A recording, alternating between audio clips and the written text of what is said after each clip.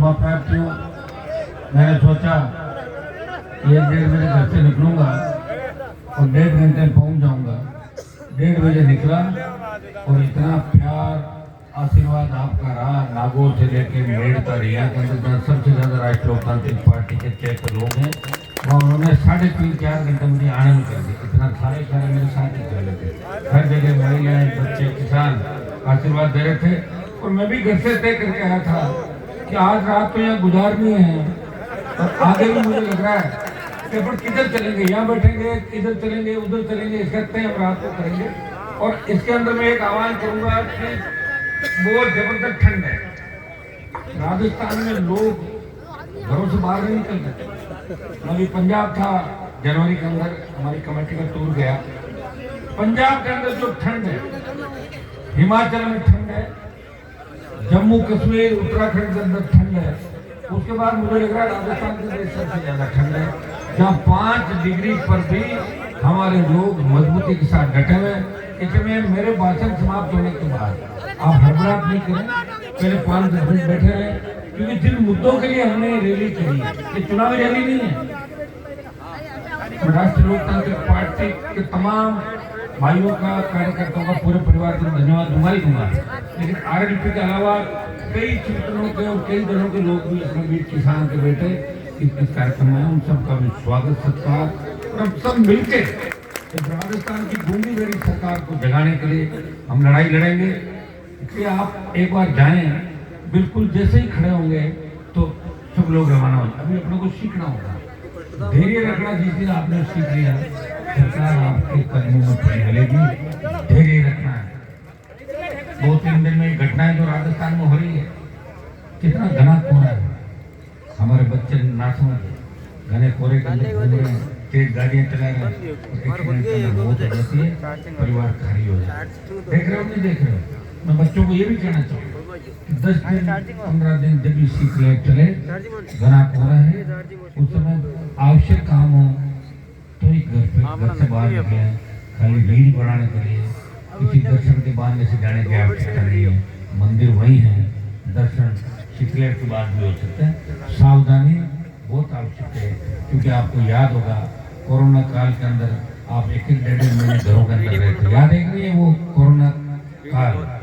ये मैं छोटे भाइयों को इसलिए कहना चाहता हूँ, जब ऐसी दर्दनाक तस्वीरें हम देखते हैं, बच्चे महिलाएं विचलित हो जाते हैं, पूरे परिवार खत्म होता है। तो भाइयों, और ज्यादातर जो एक्सीडेंट के अंदर मौतें हो रही है वो ज्यादातर किसान के बेटे, महिलाएं। क्या आप देखिए जो घटनाएं हुई भजनलाल जी गाने के बाद, मेरे हिसाब से आग लगने की सबसे ज्यादा घटनाएं अगर किसी मुख्यमंत्री के कार्यकाल में हुई तो भजनलाल जी के कार्यकाल में हुई। चलती गाड़ी में आग लग जाती है, चलती बस में आग पकड़ने आ रहे हो, लोग कूद रहे हैं, भाग रहे हैं सड़कों पर। भागवटा के अंदर गैस चलकर राजस्थान का अंदर कौन है? ये भजनलाल जी कुंभ के मेले के अंदर गए, वहां भी आग लग गई। मैंने लिखा, मैं सुधारा, मेरा बिजली का कनेक्शन काट दिया। मैं था नहीं, मैं धरने पे बैठा था। ऐसा ही भर्ती और आरपीएससी के पुनर्गठन को लेकर बच्चे आंदोलन कर रहे थे। मैंने पूरा प्रयास किया, 127 दिन आंदोलन चला, लोकसभा मामला उठा, 1-1.5 लाख जवानों की रैली करी जयपुर के अंदर, गिरफ्तारियां दी, राज्यपाल के पास गए और आप सबने चैन की सांस नहीं दी। और हमेशा उस धरने को सफल बनाने के लिए शेखावटी अंचल से लेकर मारवाड़ और तमाम राजस्थान के किसान के बेटे हनुमान बेनीवाल को ताकत देने के लिए हमेशा राजधानी के अंदर लगातार डटे रहे। उसका परिणाम ये निकला कि ऐसा ही भर्ती रद्द हो गई। और उस समय भजनलाल जी ने कहा कि भर्ती रद्द हो गई और ये हमने कराई, हमारी जांच एजेंसियों ने फर्जी लड़कों को पकड़ा और इसलिए हमें धन्यवाद दो, हम अपील नहीं करेंगे। ये मैंने नहीं कहा, तो भजनलाल जी ने कहा। उनका एक मंत्री तो मेरे से लड़ पड़ा था, पता आपको लड़ पड़ा था, हमने कराई, हमने कराई। मैंने कहा ठीक है, आप नहीं कराई, अपील नहीं करेंगे। उसके बाद डबल बेंच के अंदर सरकार चली गई। डबल बेंच के अंदर अगर एसआई भर्ती के पक्ष में कोई निर्णय आता है तो सुप्रीम कोर्ट जाएंगे हम लोग, और वहाँ भी अगर हार जाते हैं तो दिल्ली को घेरेंगे। हम कमजोर नहीं हैं, एक बार जो बात पकड़ ली वो पकड़ ली। और ये बात मैंने नहीं कही, बीजेपी को तमाम नेताओं ने जब वो विपक्ष में थे, वो सड़कों पे बैठे हुए थे, आंदोलन कर रहे थे और अखबारों में छपने के लिए रोज बड़ी बड़े डिंगे हाँकते थे। हमारी एक सरकार आई, तुम आरपीएफ का पुनर्गठन करेंगे, ये जितने एसआई है इनको तो फर्जी तरीके से आए, ये भर्ती रद्द कराएंगे, हम मिड डे मील घोटाले की जांच कराएंगे, ये कराएंगे, वो कराएंगे, जेजेएम की जांच कराएंगे। जेजेएम की जांच कराएंगे। जेजेएम घोटाले के अंदर मैं दोषी को गिरफ्तार किया, धन्यवाद सरकार का। भ्रष्टाचारी चाहे कोई भी हो, वो पकड़ा जाना चाहिए, क्योंकि आखिर जो भ्रष्टाचार का ये हजारों करोड़ लाखों करोड़ की जो बातें करते हैं ना, ये पैसा आता कहां से है? ये पैसा आपसे आता है।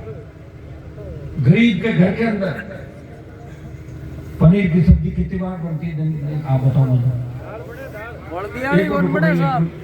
नरेगा में मजदूरी करके वो अपना पेट पालता है, वो अपने बच्चों को पढ़ा रहा है।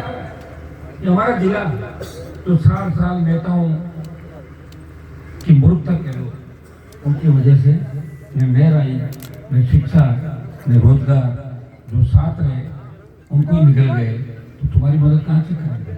इस जिले के अंदर स्थिति। मैं कई जगह जाता हूँ, कई मोहल्लों में जाता हूँ, आज बातें कर रहे हैं अपने 75वें आधुनिक भारत की। हम कह रहे हैं कि हम गौरवशाली हमारा इतिहास है, 75 साल हो गए, मोदी जी ने ये कर दिया, वो कर दिया। अभी भी 30 करोड़ से ज्यादा लोग इस हिंदुस्तान में हैं।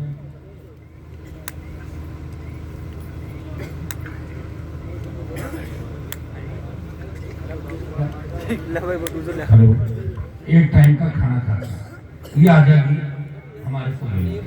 अब आप देखिए, लोग मेरे जातिवाद का आरोप लगाते हैं।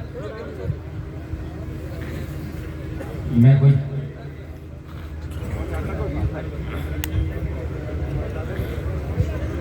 हेलो, हर व्यक्ति जो पढ़ के एग्जाम देने के लिए जाता है और कोई विज्ञप्ति जारी होती है, किसी नौकरी का फॉर्म भरोगे, उसमें जाति लिखनी पड़ती कि नहीं पड़ती? थाने में मुकदमा कराओगे, नाम, पिता का नाम, गांव, जाति, ये मेरा आएगा जाति व्यवस्था। मैं जाट जाति के अंदर पैदा हुआ, मदद आप सबकी करता हूँ। आपको तो खुश होना चाहिए कि अपनी जाति के साथ वो सर्व समाज की बात करता है। चाहे चित्तौड़ में सूरजमाली का मामला हो, चाहे राजस्थान के अंदर दलित दूरों को जब घोड़ी से उतार दिया जाता है, तो अगर लिखने के लिए कोई आवाज आती है, वो हनुमान बेनीवाल की आवाज है, जो सामंती ताकतों को वही रोक देती है और याद दिलाती है ये दलित अकेले नहीं है, उनके साथ हनुमान बेनीवाल और लाखों हम लोग हिंदुस्तान की सबसे बड़ी पंचायत के अंदर। मैं अगर चाहता 2003, 8, 13, 18, 19, 23, 24 सरकारों से गठबंधन करके मैं सत्ता का सुख भोग सकता, लेकिन मैंने पढ़ लिया कि जब तक किसान के बेटे सत्ता के सिंहासन पर बैठ नहीं जाते, तब तक हनुमान बेनीवाल ने सोए थे। और हमारे पुराने जो नेता थे, तेजाजी महाराज तो 1000 से, उन्होंने तेजाजी का जयकार आपको नहीं सुना है? विधानसभा लोकसभा में तेजाजी महाराज की बात नहीं कर। मैं ये नहीं कह रहा हूँ कि मैंने सब कुछ कर दिया, लेकिन तेजाजी महाराज का जो मेरे ऊपर है, विधानसभा लोकसभा और भी सरकार में वो आया नहीं, आ गया तो वहां भी लगा देंगे।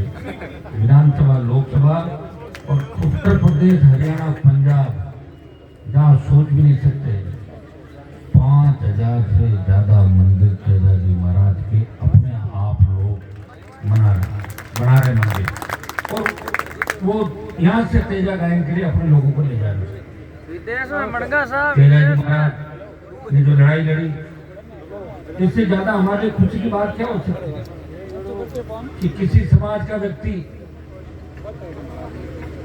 दूसरों के लिए लड़ता है। आज बीजेपी के लोग बात करते हैं गो हत्या बंद करो, गो माता, गाय माता जिंदाबाद, बीजेपी के लोग कर रहे हैं।